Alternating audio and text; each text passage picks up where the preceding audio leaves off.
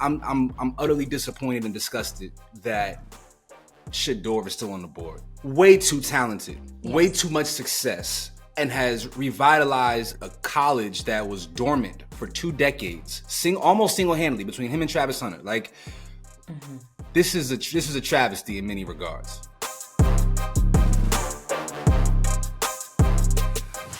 The first round of the NFL draft wrapped up last night with a few shocking trades and some players, obviously we know one, big name, that's still left on the board. Samaria, let's get right into it. What was the most shocking moment of last night?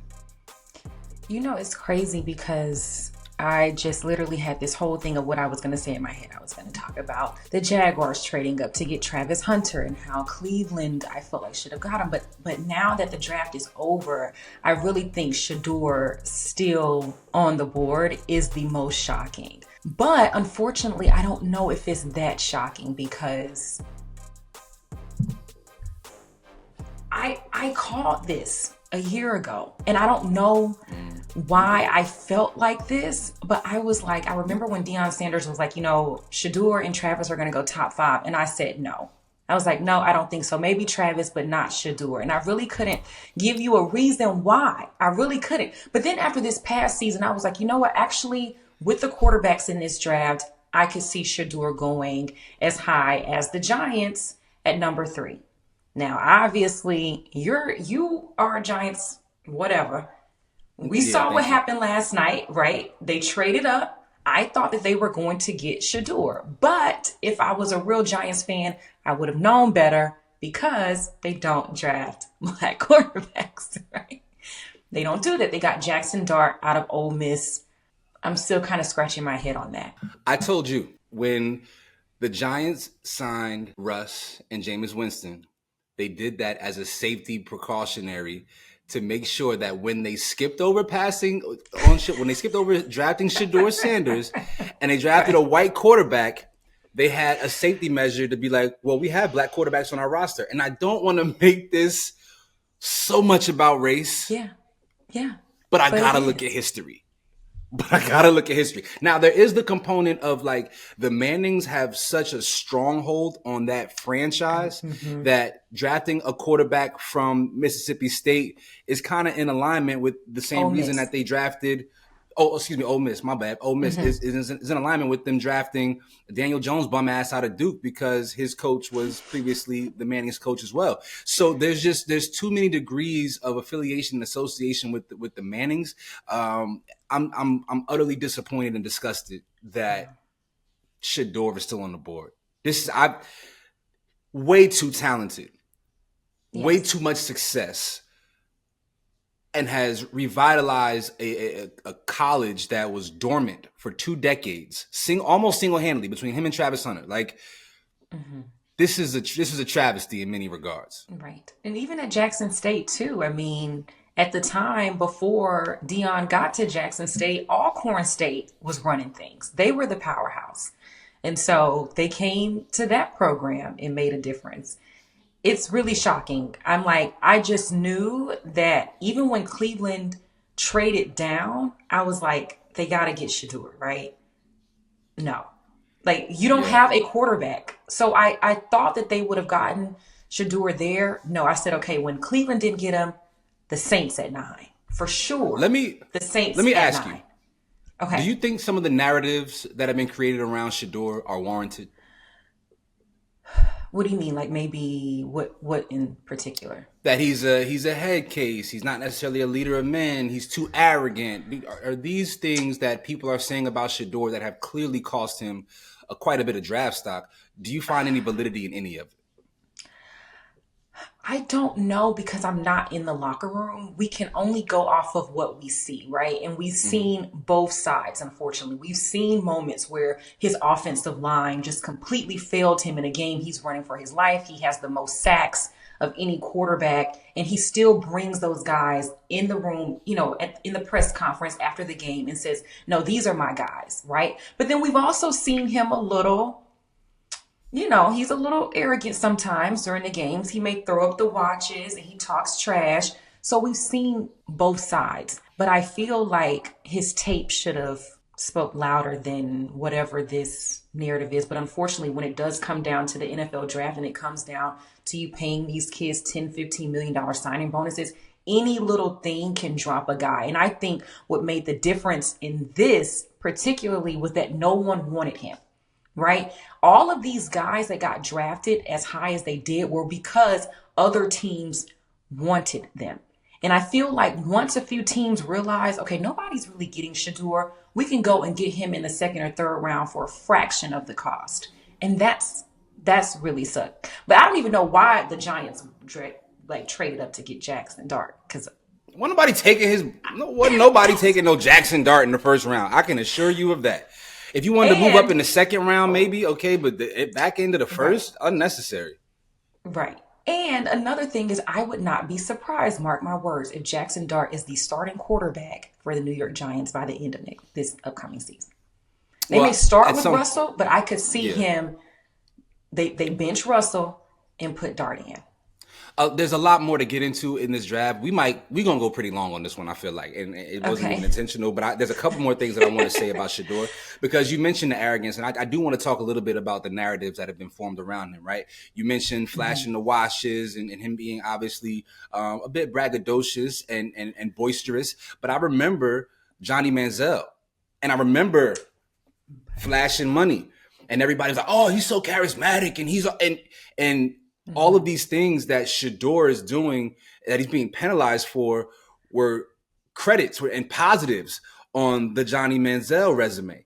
And so that really, really infuriates me. And there were some people who were skeptical about Johnny Manziel, and maybe his draft stock slipped a little bit, but ultimately he didn't drop out of the first round. And for Shedeur Sanders, there have been many things said. I heard a story that, they asked for the band not to play after Colorado scored because they wanted Shedeur's rap song to play through the stadium as opposed to the band playing along.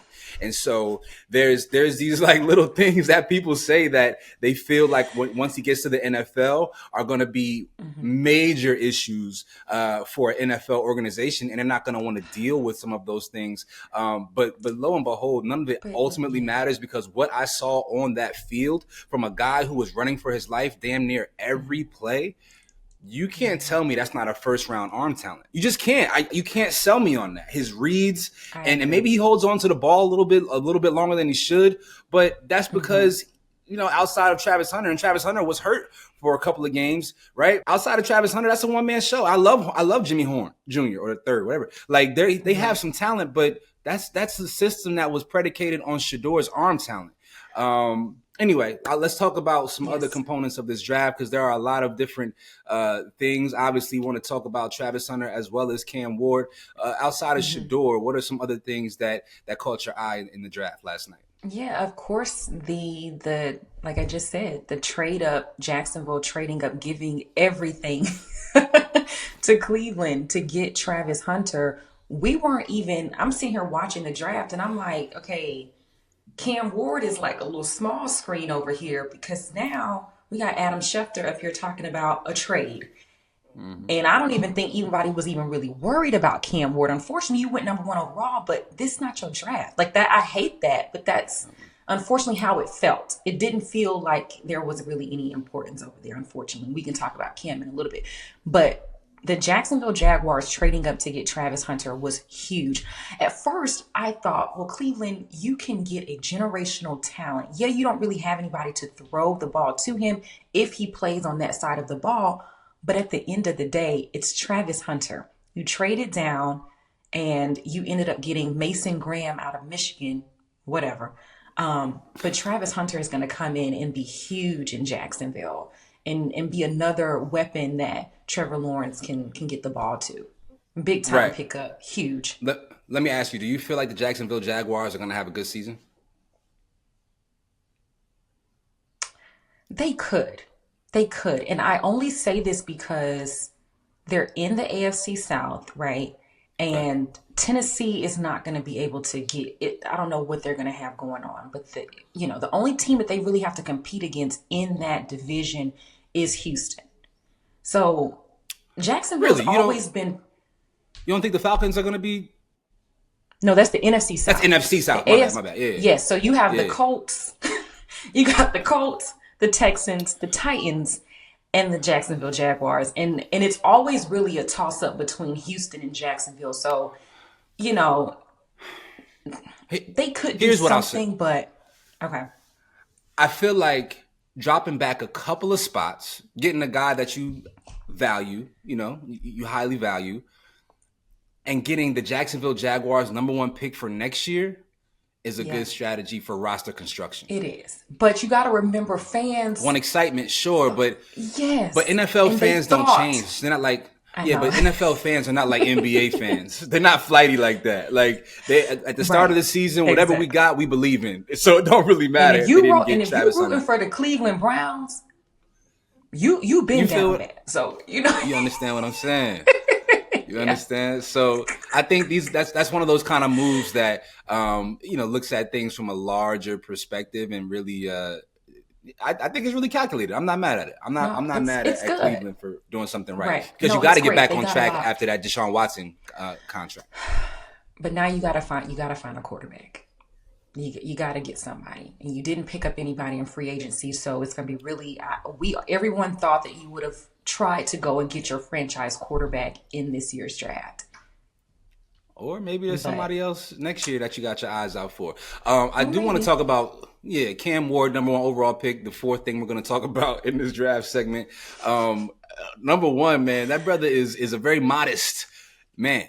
And he, even from his suit to his jewelry, his presentation, none of it screamed #1 overall draft pick. Based on what we are familiar with people presenting themselves with nowadays in the world of branding and all that stuff being so important. What were your thoughts on Cam Ward going #1 overall, and what do you think about his future prospects of being the leading quarterback or starting quarterback for the Titans? Yeah, I really wasn't surprised. Obviously, everybody's been predicting that he was going to go #1 overall. What I am kind of worried about is Brian Callahan. Unfortunately, I saw firsthand the way that Will Levis regressed in his system. And so it's just going to be, I'm just praying that they don't ruin this kid. And I'm praying that Miss Amy does not fire Brian Callahan after one season. And now he has to go into his sophomore season with a new head coach. And I'm just like, Tennessee is great. Nashville is great. They're getting a new stadium, all of the things. But I just feel like the inner workings, maybe the owner, Miss Amy, does not give people an opportunity to kind of ride things out. She wants instant success. And I think that just shakes too much up. They just got rid of their general manager, Rand Carthon. Brian Callahan looks completely stressed. It looks like he's put on 20 pounds. He got bags under his eyes. I'm scared. You believe in his talent? You believe in him as a #1 quarterback? Yes. Oh, no, he's great. I think that he's great. I mean, the new general manager in Tennessee came from Kansas City. He says that he sees a lot of similarities in Cam to Patrick Mahomes. Some people think that's a stretch, but that's what he said. And so, I think that he should have went #1 overall. And, I'll get your thoughts, and then we can talk about some of the jewelry and stuff, because I'm like, I did want to. I'm not necessarily overly sold on Cam Ward. Now, granted, I didn't watch a ton of Miami games, but I don't know. We'll see. I'm always NFL so tricky, man.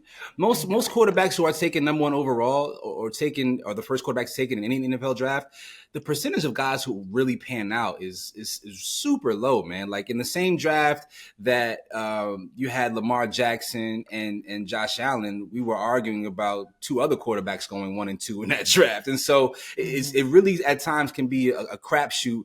And this is why I think Shedeur's circumstances bode really well for his prospects as an NFL quarterback. It feels like the guys who maybe are undervalued, are looked over, have this chip on their shoulder. He's somebody I feel like is really going to internalize being passed over and translate that into performance on the field. It'll be really good because he'll likely now go to a better team.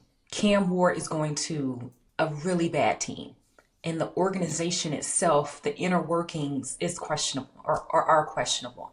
So it's just, you want to go, oh yeah, hey, I went top 5 in the NFL draft, but at what cost? Yeah. Okay. I mean, look at Bryce Young. with the Panthers. Man, the Panthers drafted another wide receiver in the first round who was not really a first round talent like that. What the hell are they doing? Oh, the guy out of Arizona. Yeah, like I mean, and I'm not. He's good, but yo, you got a lot of holes on that roster. You can't just put another receiver. You could get a receiver in free agency. I know. I thought the same about Chicago getting that tight end out of Michigan at 10th. I was like, now I know that Ben Johnson, he was former OC in Detroit. I know that he likes a tight end. He likes a big white boy, but I was like, you got him real high. Yeah. Or actually, then like at 20, okay, I'm sorry. I was going to say at 21, the Pittsburgh Steelers. I for sure thought Shedeur was going to Pittsburgh.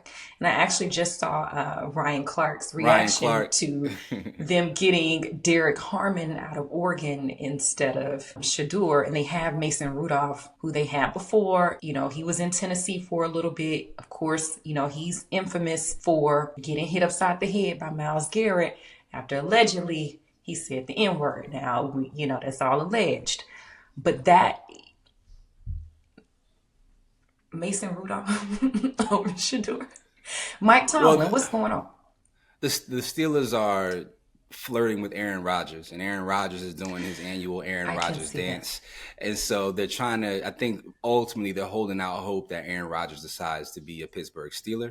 And so that's why maybe they didn't go and get Shedeur. But even still, if you got Shedeur there, Aaron Rodgers is at the very tail end of his career. I see him doing maybe one season, 2 tops.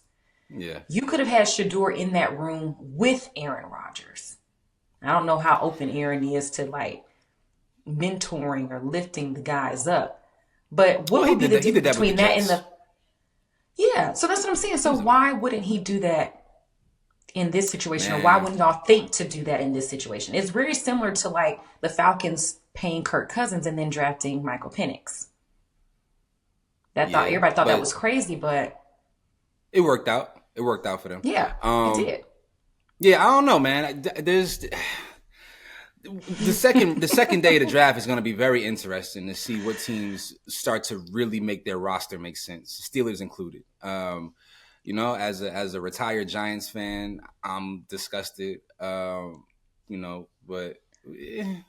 we'll see, man. Yeah. I'm all eyes on Shedeur. He's the story of day 2, and ultimately where he land is going to be where all of us pay attention to, and just to see what that roster looks like, what the opportunity for him to get on the field as soon as possible is, and then we keep our eyes on his brother and see where Shiloh ends up. I don't know. Shiloh said, "Look."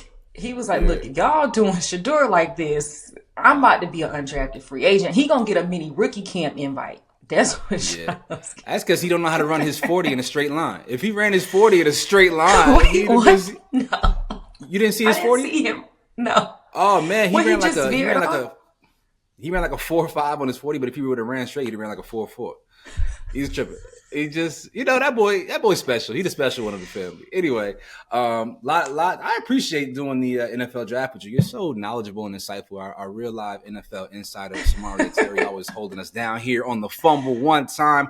Y'all let us know your thoughts on all that took place on day 1 of the NFL draft, especially with Shedeur Sanders now sliding into day 2. Let us know your thoughts also about the Jacksonville Jaguars trading up for Travis Hunter. And do you feel like Cam Ward is the guy to lead Tennessee out of the darkness? Let us know your thoughts in the comments section. Until next time.